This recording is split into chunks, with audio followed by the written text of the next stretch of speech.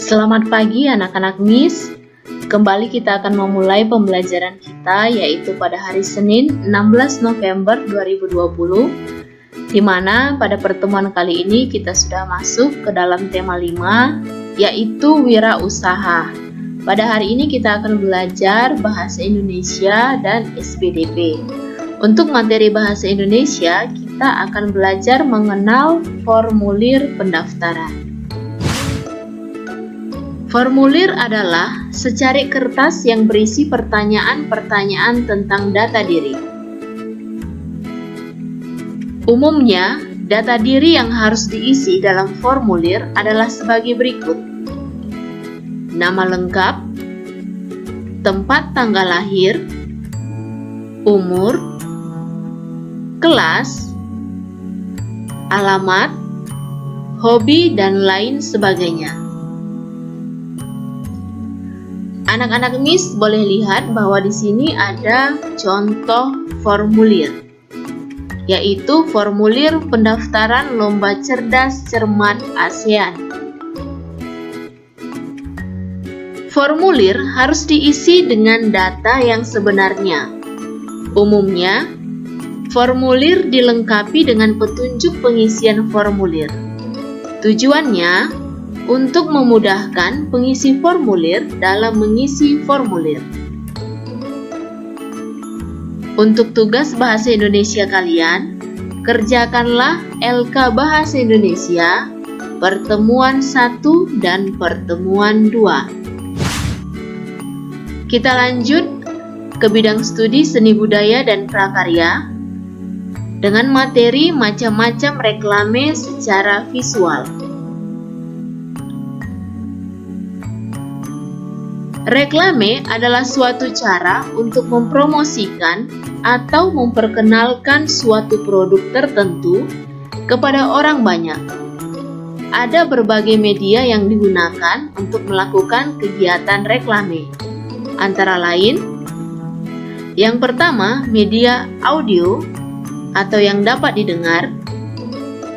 Yang kedua, media visual atau yang dapat dilihat. Dan yang ketiga, media audiovisual atau yang dapat didengar dan dapat dilihat. Macam-macam reklame secara visual antara lain: yang pertama adalah iklan. Iklan pada media cetak adalah pemberitahuan kepada banyak orang tentang barang atau jasa yang akan dijual. Contohnya, iklan pada surat kabar yang bentuknya berupa tulisan dan gambar yang mencolok.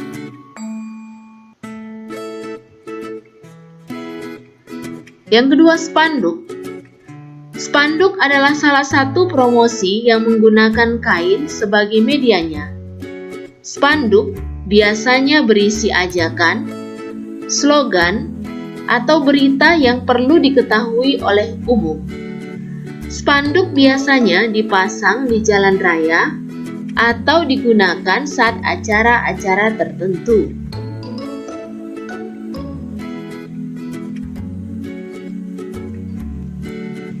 Yang ketiga, poster. Poster adalah selembaran kertas yang berisi tulisan dan gambar, biasanya ditempel di tempat umum.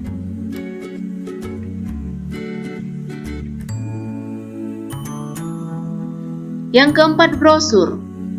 Brosur berbentuk selembaran kertas. Biasanya, brosur dibagikan di tempat-tempat umum. Brosur berisi informasi yang ditujukan kepada masyarakat.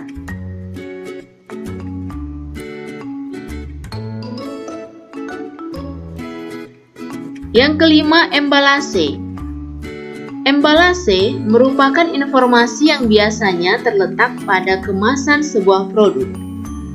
Informasi-informasi tersebut memuat detail tentang produk tersebut. Informasi berfungsi sebagai daya tarik dan pemberitahuan tentang produk tersebut.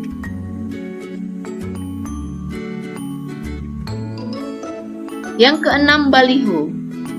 Baliho adalah jenis reklame yang berukuran besar. Ukuran baliho biasanya lebih besar dari spanduk, sehingga ditempatkan di tempat umum menggunakan tiang sebagai penyangga. Yang ketujuh, banner. Banner merupakan media promosi yang dicetak dan diletakkan menggunakan besi sebagai penyangganya. Banner sering ditemui di depan pertokoan. Yang kedelapan adalah leaflet.